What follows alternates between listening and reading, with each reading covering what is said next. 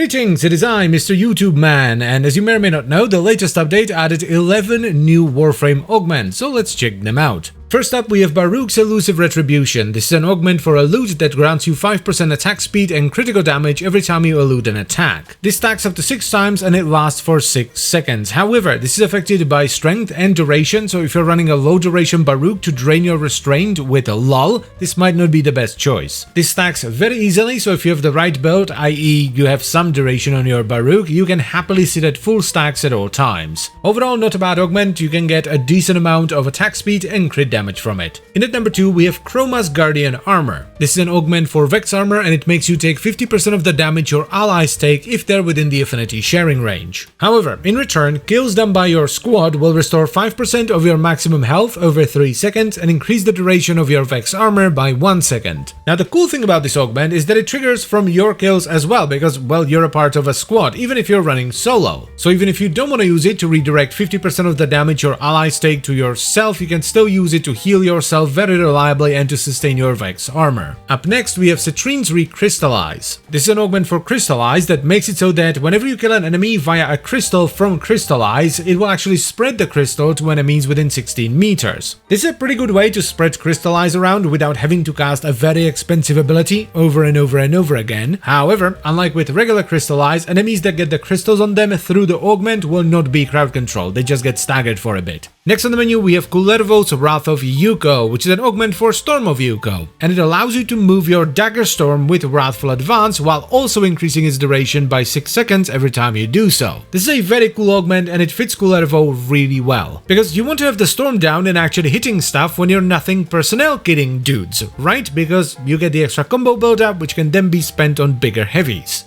Up next, we have Lavos's Valence Formation, which is a passive augment. The way this works is, whenever you cast an ability with Lavos, whatever mixture of damage types you had on it will be added as 200% extra damage to your weapons for 20 seconds. Additionally, the extra damage you add to your weapon has a guaranteed status proc chance. So as a little example, I will mix in Toxin and I will then cast Vile Rush. This adds 200% Toxin damage with guaranteed status chance to all my weapons for 20 seconds. If I get tired of Toxin, I can simply mix in Heat and then cast another ability to get 200% heat damage with guaranteed status chance. This works with combos as well, so you can add Corrosive, Viral, whatever you want, but you can only have one of these buffs at any given time. This is straight up the best augment of the bunch. Fantastic integration, fantastic usability. Like, I don't even play Lavos, so I'm not going to use this, and it's still my favorite augment of the bunch. Moving on, we have Loki's Damage Decoy. This allows you to cast Decoy on enemies, and enemies that then attack the Decoy enemy will receive 5 random status effects on them, and the reflected damage they take from the Decoy is increased by 350%. This is affected by strength though, so if you're running a low strength Loki, this is not going to be as effective. I was actually quite surprised at how effective this was, and not just in terms of priming, but in terms of the damage the enemies can reflect onto themselves as well. My main problem with this is actually the same problem that I have with Irradiating Disarm. I don't want enemies to be fighting random stuff while I'm running around invisible and very squishy, because you can very easily die to stuff that wasn't even aimed at you. Though with that said, this is far more controlled than something like Irradiating Disarm. Next up, we have Nezha's Divine Retribution. This makes it so that whenever a speared enemy gets hit with a status effect, it spreads that status effect to all speared enemies. Additionally, it makes spear explosions apply 1.5 times status damage. This is just downright stupid when paired up with the right weapon like the Kuva Chakar. You can clear an entire room with a single well-placed shot.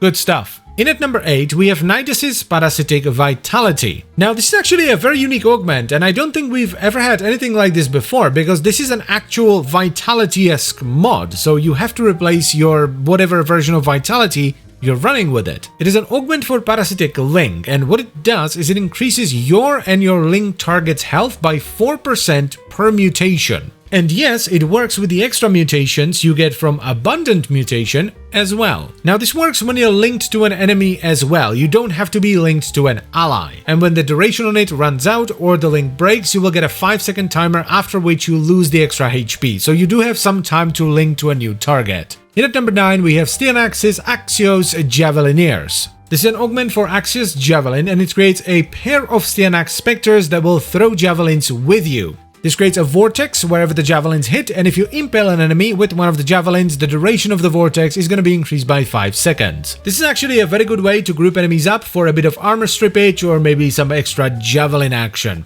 Very nice, I like it. In at number 10, we have an augment exclusive to Excalibur Umbra called Warrior's Rest. This removes the sentience from Umbra when you switch to operator mode, and it gives you 15% power strength in return. So it's essentially just power drift that bricks your passive. And finally, we have Yareli's Loyal Merulina. This removes your ability to ride Merulina around like a K-drive, and it instead makes it follow you around and cast Sea Snares on nearby enemies with a 2-second cooldown. Sea Snare being Yareli's first ability. This is actually very cool. You kind of get a Merulina pet, and Sea Snare is a good ability. It crowd controls the enemies, it lifts them up into the air, and it holds them still so you can easily headshot them, and it also makes them vulnerable to damage. It is a bit of a bummer that you can't ride Merulina around anymore, but to be fair, Merulina is pretty unwieldy in most tile sets.